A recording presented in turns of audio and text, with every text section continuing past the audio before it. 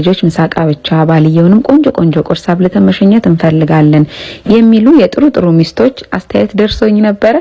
ዛሬ ለባልየው ቆንጆ ቁርስ እናዘጋጃለን። መጥበሻ ላይ የገበታ ቅቤ ነው ያቀለጥኩት።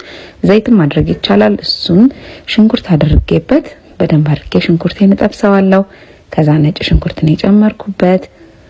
ከዛ ቲማቲም የተፈጨ ጨምሬበታለሁ። የተፈቀፈቀ እሱ በደንብ አድርጌ ኩላላውና በርበሬና የቁንዶ በርበሬ አድርጌበታለሁ። ቃሪያ ያደረኩበት እና ጨው። ቲማቲሜ መጠጥ አድርጎ ውሃውን ሲጨርስልኝ ቅድም የቀቀልኩትን እንቁላል 2 ቦታ እየሰነጠቅኩኝ ልክ እንደዚህ አደርግበታለሁ። ከዛ ሞዘሬላ ቺዝ ነው ያደረኩበት። ቺዝ የምትወዱ ከሆነ በደንብ ቺዝ አድርጉበት። የድንብላል ቅጠል አድርጌበታለሁ። ቺዙ እንዲቀልጥ ከደንኩት።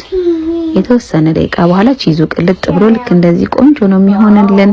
እንዴት እንደሚያምር ባልየን ይሄንን አብልታችሁ ስማችሁ ሸኙት። ቀኑ ነው የሚያምርለት። በጣም ቆንጆ የሚጣፍጥ ቁርስ ነው።